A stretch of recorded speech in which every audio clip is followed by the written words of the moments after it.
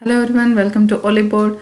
So today's topic is types of banking. So आज हम banking के बारे में पढ़ेंगे कि बैंकिंग कितने टाइप की होती है। अगर वीडियो अच्छी लगे आपको हेल्पफुल हो तो लाइक शेयर एंड सब्सक्राइब जरूर करें। सो आज का बैंकिंग अवेयरनेस का एमसीक्यू सेशन 7 है। इससे पहले 6 पार्ट आ चुके हैं, आप चेक कर लीजिएगा। तो फर्स्ट है कि branch banking. Types of banking में कि ब्रांच बैंकिंग क्या होती है। ब्रांच बैंकिंग होता है कि वो एक से ज़्यादा ब्रांचेस के थ्रू अपना क्या कहते हैं वर्क करते हैं। जैसे कि एसबीआई की ब्रांच, एसबीआई का जो हेडक्वार्टर है, होम ऑफिस है, वो कहाँ पे है? मुंबई में है। अब कोई पर्सन दिल्ली में रह रहा है तो और उसका एसबीआई में अकाउंट, तो वो अब मुंबई तो जाएगा नहीं, एक्टिविटीज़ या उसको कोई काम होगा बैंक में, तो इसीलिए क्या उन्होंने अपनी ब्रांचेस खोली हुई हैं अलग अलग इंडिया के अलग अलग सिटीज़ में, अलग अलग पार्ट में। सो क्या है कि जनरल जो पब्लिक है उनको प्रॉब्लम ना हो। इसके बाद है कि यूनिट बैंकिंग। यूनिट बैंकिंग में क्या होता है कि वो एक ही जो होम ऑफिस होता है या एक ही यूनिट से अपनी जो क्या है बैंकिंग एक्टिविटीज़ करते हैं। लाइक इसका मतलब ये नहीं है कि उसकी ब्रांचेस नहीं है, लेकिन हाँ वो पर्टिकुलर एरिया तक स्पेसिफिक होती हैं कि पर्टिकुलर एरिया में होगा। किसी एक एरिया को स्पेसिफिकली ध्यान देके और उस एरिया में अपनी क्या है बैंकिंग फैसिलिटीज़ को डेवलप करते हैं। सो क्या है, आप देख सकते हैं लिमिटेड वे ऑफ बैंकिंग है where banking operate only from a single branch और a few branches in the same area taking care of local people of that area. मतलब एक पर्टिकुलर एरिया के लिए वो बैंकिंग होती है, वो ज़्यादा ब्रॉड नहीं होती है, स्मॉल लेवल पे होती है। उसके बाद है मिक्स बैंकिंग। मिक्स बैंकिंग में क्या होता है कि कमर्शियल और इन्वेस्टमेंट बैंकिंग आपको बहुत बैंकिंग फैसिलिटीज़ एक साथ मिलती है। ये क्या करते हैं कि शॉर्ट टर्म और लॉन्ग टर्म लोन्स क्या है इंडस्ट्रियलिस्ट जो होते हैं या बड़े बिजनेसमैन होते हैं उनको प्रोवाइड करते हैं, ताकि क्या है कि इंडस्ट्री के जो लोग हैं या जो बड़े बिजनेसमैन हैं उनको क्या है कहीं अलग अलग जगह पे भागना ना पड़े।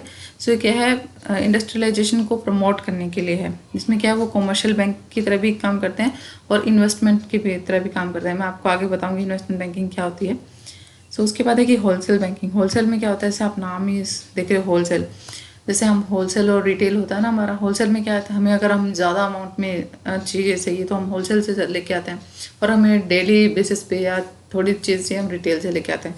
सेम वैसे ही है कि जो बड़े बिजनेसमैन होते हैं, हाई नेट वर्थ जो क्लाइंट्स होते हैं, कॉर्पोरेट या कमर्शियल बैंक या मिड साइज जो कंपनीज होती हैं, वो क्या करती है इन बैंकिंग की एक्टिविटीज़ के थ्रू अपना लीगल वर्क करती हैं। लाइक उनको क्या है, क्योंकि उनको क्या उनके पास डिपॉजिट भी ज़्यादा होगा, वो डिपॉजिट भी ज़्यादा करेंगे, कैपिटल भी उनको ज़्यादा चाहिए, इनकी लोन ज़्यादा चाहिए। ठीक है, तो इनकी क्या है जो नेटवर्थ है वो क्या है ज़्यादा होता है, उनका टर्न ओवर ज़्यादा होता है, तो उनको पैसे भी ज़्यादा चाहिए। उसके लिए क्या होलसेल बैंकिंग होती है। और उसकी जो नॉर्मल बैंकिंग होती है, अब यहाँ पे एक डिटेल्स पढ़ लीजिएगा इसके अंदर। रिटेल बैंकिंग में क्या होता है कि बैंकिंग जिसमें डायरेक्टली कस्टमर से ट्रांजेक्शन्स होते हैं। लाइक जैसे हम जैसे नॉर्मल पीपल हैं, वो अगर जो बैंकिंग करते हैं वो रिटेल बैंकिंग होती है। Credit card, debit card, loans वगैरह जो जो भी हम चीज़ें कर रहे हैं वो लाइक सेविंग अकाउंट हो गया, करंट अकाउंट हो गया, कोई भी है जो हम नॉर्मल पीपल कर रहे हैं डेली बेसिस पे होता है, वो है रिटेल बैंकिंग। और जो हाई नेटवर्थ या जिसकी अमाउंट ज़्यादा होती है वो है होलसेल। आप होलसेल और रिटेल जैसे शॉप्स होती है उसी हिसाब से ध्यान रखिए, आपको इजीली याद रहेगा। उसके बाद है यूनिवर्सल बैंकिंग। यूनिवर्सल बैंकिंग में क्या होता है कि बैंक जैसे नॉर्मल बैंकिंग में क्या होता है डिपॉजिट हो गया या विड्रॉ हो गया, लोन की प्रोसेस हो गई, ये चीज़ होती हैं। यूनिवर्सल में क्या होता है कि वो सब चीज़ें प्रोवाइड करते हैं आपको, credit card, debit card, mutual funds, insurance भी प्रोवाइड करते हैं, कमर्शियल पेपर भी देते हैं। ठीक है, या फिर आपकी इन्वेस्टमेंट बैंकिंग यानी कि वो आपके जो फंड है उसको इन्वेस्ट भी करते हैं, आपको एडवाइस भी करते हैं। तो ये क्या है यूनिवर्सल की हर फैसिलिटीज़ वो आपको प्रोवाइड करेंगे, ये होती है यूनिवर्सल बैंकिंग। देख लीजिए, आप उसको पूरा पढ़ लीजिए, मैंने आपको डिटेल बता दिया वैसे। सो सो उसके बाद है इन्वेस्टमेंट बैंकिंग। जैसे मैंने बताया था इन्वेस्टमेंट बैंकिंग में क्या होता है कि जो इन्वेस्टमेंट स्पेशल सेगमेंट होता है बैंकिंग ऑपरेशन का, दैट हेल्प्स इंडिविजुअल और organisation raise capital and provide financial consultancy services to them. So क्या है कि जैसे जो बड़े बड़े बिजनेसमैन हैं उनके पास टर्न आउट बहुत ज़्यादा होता है। ठीक है, तो वो क्या करते हैं, वो पैसा क्या है वो इन्वेस्टमेंट के लिए ये फैसिलिटीज़ का यूज़ करते हैं। तो वो जो बैंकिंग वाले बैंकर्स होते हैं वो क्या करते हैं कि आपको आपके पैसा जो है आपका जो आपका फंड है, कैपिटल है, उसको क्या है आप कहाँ इन्वेस्ट कर सकते हैं उसके बारे में वो बताते हैं। ठीक है, तो ये क्या आपको पैसा इन्वेस्ट करने के बारे में है ये बैंकिंग।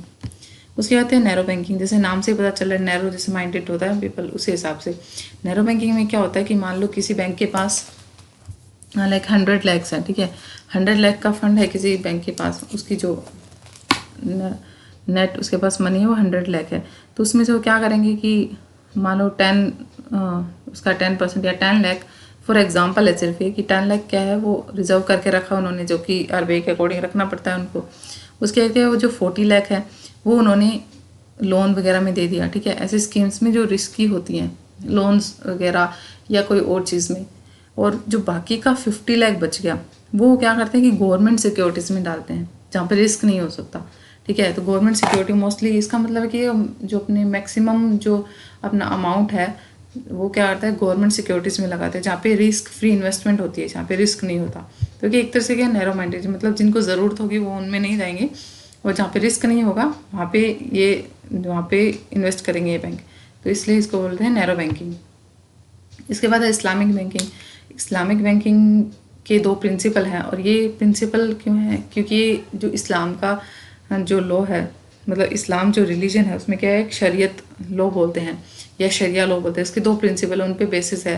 और इस्लामिक बैंकिंग क्या गल्फ़ कंट्रीज़ में ज़्यादा है, इंडिया में नहीं है, क्योंकि इंडिया में क्या है आरबीआई के रूल्स चलते हैं और इस्लाम के खुद के अलग से रूल्स हैं, इसलिए इस्लामिक जो बैंकिंग है वो हमारे इंडिया में नहीं है अभी तक। सो इसके जो फंडामेंटल प्रिंसिपल्स है वो है क्या, जिसकी वजह से ये बैन है इंडिया में। इसमें एक तो है कि इस्लामिक लॉ है वो प्रोहिबिट्स कलेक्टिंग इंटरेस्ट, यानी कि इंटरेस्ट को क्या मतलब हराम मानते हैं, मतलब इंटरेस्ट नहीं, ना तो लेना चाहिए ना देना चाहिए अकॉर्डिंग टू इस्लाम। सो ये ना तो इंटरेस्ट देते हैं ना इंटरेस्ट लेते हैं। अगर आप लोन ले रहे हो तो आपको इंटरेस्ट देना नहीं पड़ेगा, और अगर आप डिपॉजिट कर रहे हो या एफडी बना रहे हो तो भी आपको इंटरेस्ट नहीं मिलेगा। सुनने में तो अच्छा लगता है कि इंटरेस्ट मतलब इंटरेस्ट ही नहीं देना पड़ेगा, इंटरेस्ट फ्री हो गया, लेकिन आप सोचिए कि इंटरेस्ट अगर नहीं होगा तो वो बैंकिंग अपना काम करे, वो अर्न कैसे करेगा, मतलब बैंक अर्न किसके थ्रू करता है, जो इंटरेस्ट होता है उसी के थ्रू अर्न करता है मैक्सिमम। तो उसके बाद है जो सेकंड क्या है कि इसमें क्या है प्रॉफिट और लॉस का शेयरिंग होता है, ठीक है। एक तो हो गया कि prohibit collecting interest, and second है sharing of profit and loss. So इसमें क्या होता है कि इंटरेस्ट नहीं लेते हैं आपसे, लेकिन ये आपकी प्रॉफिट का थोड़ा सा शेयर ले लेते हैं। अब बात तो एक ही है कि आप कहाँ इधर से पकड़ो इधर से पकड़ो, वो इंटरेस्ट का नाम नहीं ले रहे हैं लेकिन पैसे तो ले ही रहे हैं, ठीक है। तो इनके खुद के अलग से रूल हैं जो आरबीआई को नहीं सेट हो रहे थे, तो इसके हिसाब से इसीलिए यहाँ पे नहीं है। इतना बहुत होगा आपके लिए जानना। उसके बाद है पैरा बैंकिंग। पैरा बैंकिंग में क्या होता है कि जो रेगुलर बैंकिंग एक्टिविटीज़ होती है, डिपॉजिट या विड्रॉल, ठीक है, उसके अलावा एक्स्ट्रा अगर आपको कुछ फैसिलिटीज़ मिल रही है, जैसे कमर्शियल पेपर मिल रहा है या इंश्योरेंस मिल रहा है या म्यूचुअल फंड्स में इन्वेस्टमेंट हो रही है, कुछ भी मिल रहा है आपको, ठीक है, other than normal banking activities कुछ भी मिल रहा है तो पैरा बैंकिंग। यूनिवर्सल में क्या है वो सभी चीज़ें आपको एक साथ मिल रही है एक ही जगह पे। पैरा बैंकिंग में क्या है थोड़ी सी एक्स्ट्रा मिल रही है, लेकिन सारी फैसिलिटीज़ नहीं मिल रही, लेकिन हाँ कुछ एक्स्ट्रा मिल रही है, ठीक है। उसके बाद शेडो बैंकिंग। शेडो बैंकिंग में क्या होता है, जो नॉन बैंकिंग जो फाइनेंशियल इंस्टीट्यूट्स होते हैं या एंटिटीज़ होती हैं वो क्या आपको बैंकिंग सर्विसेज प्रोवाइड करती हैं, बट ये क्या है ये रेगुलेटेड नहीं होती हैं, मतलब ये थोड़ा रिस्की है, इन पे रेगुलेशन नहीं है आरबीआई का, जैसे कि इन्वेस्टमेंट बैंक्स वगैरह, या आपको क्रेडिट कार्ड एटीएम वगैरह प्रोवाइड नहीं करेंगे। सो ये थोड़ा रिस्की टाइप है, ये शेडो है, ठीक है। जैसे कॉमर्शियल बैंक की तरह काम करती हैं, बट पूरी तरह कॉमर्शियल बैंक नहीं है, ठीक है, क्योंकि बैंक तो नहीं बोल सकते इनको, नॉन बैंकिंग फाइनेंशियल का कंपनीज हैं ये, जैसे इन्वेस्टमेंट बैंक हो गया। तो ये शेडो बैंकिंग एक तरह से शेडो है बैंक की, जो आपको फैसिलिटीज़ प्रोवाइड कर रहे हैं but same banking facilities provide नहीं कर रहे, मतलब कंप्लीट बैंकिंग प्रोवाइड नहीं कर रहे, और ये थोड़ा रिस्की है क्योंकि ये रेगुलेटेड नहीं है आरबीआई से, कोई अदर कंपनीज इसको रेगुलेट करती हैं।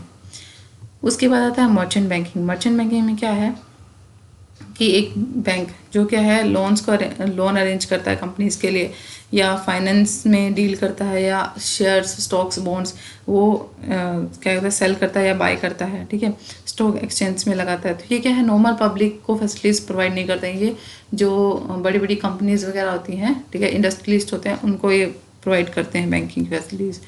सो यहाँ पे देखिए आप एग्जाम्पल है कि अंबानी है, ठीक है, तो वो क्या है आईडीबीआई बैंक, उनका क्या है मर्चेंट बैंक है, तो आईडीबीआई बैंक उनको सारी फैसिलिटीज़ प्रोवाइड करेंगे, ठीक है, उनको शेयर्स में स्टॉक्स में इन्वेस्ट करेंगे, मनी शेयर्स वगैरह बॉन्ड वगैरह सेल करेंगे बाय करेंगे, ठीक है, उनको इंश्योरेंस प्रोवाइड करेंगे, उनकी इन्वेस्टमेंट उनकी मनी कहाँ इन्वेस्ट करना चाहिए वो बताएंगे, उनको लोन या कैपिटल रेज करके देंगे, लोन प्रोवाइड करेंगे, कमर्शियल पेपर देंगे, यानी कि वो सारी चीज़ें उनके लिए करेंगे, ठीक है।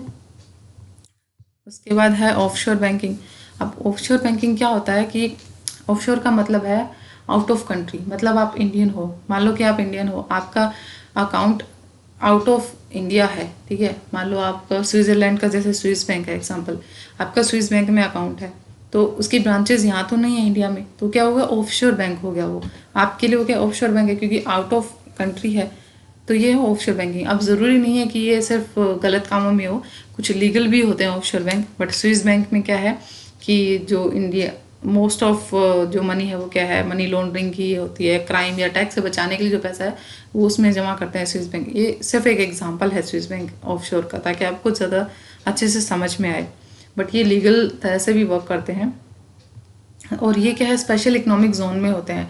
जैसे इंडिया में मान लो कि दिल्ली में स्पेशल इकोनॉमिक जोन बना दिया है, जहाँ पे क्या है कि बाहर से जो फॉरेनर्स या बिजनर्स है, ट्रेडर्स आएंगे, वो क्या है यहाँ पे इंडस्ट्री लगाएंगे, तो इंडस्ट्री लगाएंगे, अब उनको यहाँ पे इंडस्ट्री उन्होंने सेटअप कर ली, ठीक है, एक फैक्ट्री लगा ली, तब उसके बाद वो क्या है अपना पैसा क्या है, जो अभी वहाँ पे जो काम करेंगे वर्कर्स वगैरह, ठीक है, उनको पेमेंट भी करना पड़ेगा, तो वो ऐसे तो है नहीं कि वो बार बार इधर आएंगे, तो वो क्या करते हैं, स्पेशल इकोनॉमिक जोन में एक ऑफशोर बैंकिंग की फैसिलिटी इंडियन जो बैंक है वो प्रोवाइड करेगा उनको, कि आप इस बैंक में अकाउंट खोलो अपना और यहाँ से आप पेमेंट कर सकते हो। तो उस जो फॉरेनर है उसके लिए इंडियन बैंक क्या हो गया, ऑफशोर, क्योंकि उसकी ब्रांच उसके कंट्री में नहीं है, इसीलिए तो उसने यहाँ खोला, ठीक है, उसकी ब्रांच उसके कंट्री में ब्रांच नहीं है, तो उसके लिए इंडियन बैंक क्या होगा, ऑफशोर हो गया। जैसे हमारे लिए स्विस बैंक क्या ऑफशोर है, क्योंकि स्विस बैंक की ब्रांचेस इंडिया में नहीं है, लेकिन हमारा अकाउंट वहाँ पे है ना। आई होप आप समझ रहे हो, ठीक है। थोड़ा सा एक बार अगर नहीं समझ आ रहा तो आप वीडियो को पॉज करके थोड़ा बैक जाके फिर दोबारा से समझिए, आपको समझ में आ जाएगा। उसके बाद है ओवरसीज़ बैंक। ओवरसीज़ का मतलब है कि बैंक की ब्रांचेस है वो आप आउट ऑफ कंट्री भी हैं, ठीक है। मान लो आपका बैंक या मेरा जो अकाउंट है वो SBI में है, ठीक है, तो SBI की ब्रांच अगर आउट ऑफ कंट्री है या USA या कहीं भी है, ठीक है, तो वो क्या है, ओवरसीज़ हो गया, मतलब दूसरे देश में भी उसकी ब्रांचेस हैं, तो वो था overseas, across the national border. So ये क्या है, इंटरनेशनल क्लाइंट्स को भी हैंडल करते हैं, और हमें अगर हम वहाँ रह रहे हैं तो हमारे लिए भी ये ईजी हो जाएगा कि हाँ हमारी ब्रांच वहाँ पे भी है। तो ये है ओवरसीज़, थोड़ा सा ध्यान देने वाला है ओवरसीज़ ऑफशोर में। सो अभी MCQ सेशन है, तो MCQ तो हम करेंगे। So what is the name of type of banking which is particularly for high net worth clients. जैसे हाई नेटवर्थ क्लाइंट्स जिनके पास जिनका नेटवर्थ बहुत ज़्यादा बड़ा है, यानी कि होल सेल वाला, ठीक है, तो आप नाम से याद रख सकते हैं होल सेल बैंकिंग, तो आंसर होगा होलसेल बैंकिंग। उसके बाद what is the name of the way of doing business by bank in foreign country in which they do not have any physical presence, जिनमें क्या है इनके पास कोई फिजिकल प्रेजेंस नहीं होती है, लाइक फॉरेन कंट्रीज़ में वो ऑपरेट कर रहे हैं। सो क्या होगा, कोरेस्पोंडेंट बैंकिंग। अब इसका कोरेस्पोंडेंट बैंकिंग मतलब कि आप इंडियन हो, लेकिन आप क्या है किसी काम से कोई बिजनेस के लिए आप बाहर गए हो, अदर कंट्री में गए हो, लेकिन आपका अकाउंट है SBI में और उस कंट्री में या उस एरिया में SBI की ब्रांच नहीं है, तो अब आप क्या करोगे। लेकिन तो एक ऐसी फैसिलिटी होती है कि हो सकता है कि SBI की ब्रांच नहीं हो, लेकिन क्या है कोरेस्पोंडेंट बैंक हो, मतलब कि SBI के बिहाफ पे कोई और बैंक आपको वो क्या है फंड दे सकता है या आपको मनी प्रोवाइड करेगा, ठीक है, वो तो ये डील होती है उनकी। अब ज़रूरी नहीं है कि SBI का कोरेस्पोंडेंट बैंक हो वहाँ पे, हाँ, लेकिन आजकल मोस्ट ऑफ टाइम क्या होता है कि आपको कोरेस्पोंडेंट बैंक मिल जाता है अदर कंट्रीज़ में भी, ठीक है, मतलब उसके बिहाफ पे सेम बैंक की ब्रांच वहाँ पे नहीं है, लेकिन उसके बिहाफ पे कोई और बैंक आपको जो फैसिलिटीज़ प्रोवाइड करेगा, तो इसे बोलते हैं कोरेस्पोंडेंट बैंकिंग। अब थर्ड है which of the following statements are true. Retail banking is only for customer service. हाँ, ये ट्रू है, कस्टमर के लिए होती है। होलसेल क्या है, जो बड़े क्लाइंट होते हैं उनके लिए होती है। Mix banking perform activity only for investment banking, नहीं, कॉमर्शियल और इन्वेस्टमेंट दोनों होती है मिक्स में। Unit banking has multiple branches, नहीं, यूनिट बैंकिंग में मल्टीपल ब्रांचेस नहीं होती है, एक ही ब्रांच होती है या एक एरिया के लिए होती है। So retail banking, first one is the right answer. Which type of banking operate through a single branch, unit branch. In which type of banking transaction held directly with customers and there are no other bank or corporates, जो directly customer से retail banking होती है। In which type of banking there is no physical branches, physical branches नहीं होती, like virtual banking यानी कि online banking से बोलते हैं।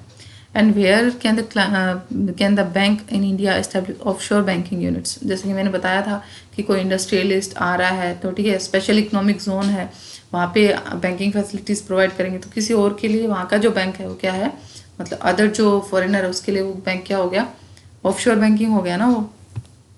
तो स्पेशल इकोनॉमिक जोन में ऑफशोर बैंकिंग चलती है। Among which of the following which type of banking system work on the principle of शरिया। शरिया या शरीयत के प्रिंसिपल पे बेसिस कौन है, Islamic banking. So option C. Referring to various type of banking, mixed banking क्या होता है, combination of commercial bank plus में investment banking. Which type of banking focus on expansion through branches, obviously branch banking. Answer क्या होगा, branch banking. उसके बाद है which of the following defines para banking. So para banking मैंने जैसे बोला था कि यूनिवर्सल में तो क्या आपको सब फैसिलिटीज़ प्रोवाइड करते हैं, लेकिन पैरा बैंकिंग में क्या है, other than normal banking activities उसके अलावा भी आपको एक्स्ट्रा थोड़ी एक्टिविटीज़ मिलती हैं। सो क्या है कि utility services provided by the banks. उसके बाद है विच type of banking is most helpful in cross selling. Cross selling में कौन सी हेल्पफुल होगी, तो वो होती है रिलेशनशिप बैंकिंग। क्योंकि क्या है कि रिलेशनशिप बैंकिंग में क्या है, आई थिंक मैंने आपको रिलेशनशिप बताया नहीं, मिस हो गया शायद, let me check, I hope मैंने बताया होगा शायद, 1 सेकेंड। या mixed bank, branch banking, this one, mixed banking, wholesale, universal done, क्या आई थिंक बताया था, फिर बता देती हूँ कि रिलेशनशिप बैंकिंग में क्या होता है कि कस्टमर्स क्या है, कस्टमर की जो नीड है उसको देखते हुए, और आपका लाइक बैंक क्या है, रिलेशनशिप अच्छा करने के लिए आपसे क्या है, बैंकिंग को आपको क्या इंटरेस्ट अच्छे, लाइक जो भी है अच्छा इंटरेस्ट ऑफर करेंगे वो, ठीक है, अच्छी डील्स ऑफर करेंगे वो, ताकि क्या है उसकी नीड्स भी पूरी हो जाए और उनका क्या रिलेशनशिप भी अच्छा रहे। तो ये इस टाइप की बैंकिंग होती है, या अच्छे अच्छे ऑफर देंगे या प्रोडक्ट्स आपको सेल करेंगे वो। और वर्चुअल बैंकिंग, ऑनलाइन बैंकिंग जिसे बोलते हैं, ठीक है। सो अभी हम क्वेश्चंस पे चलते हैं, जहाँ पे हमारा क्वेश्चन था कि जहाँ पे क्वेश्चन आया था कि वर्चुअल बैंकिंग क्या है, आई थिंक 12 था। सो या विच type of banking is most helpful in cross selling.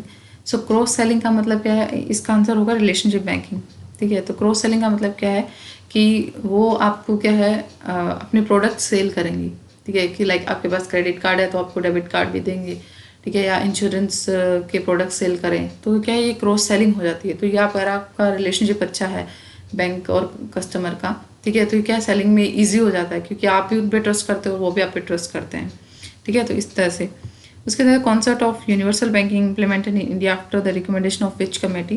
तो ये था RH खान कमेटी, इनकी कमेटी के बाद यूनिवर्सल बैंकिंग का जो यूनिवर्सल बैंकिंग इंडिया में आई थी।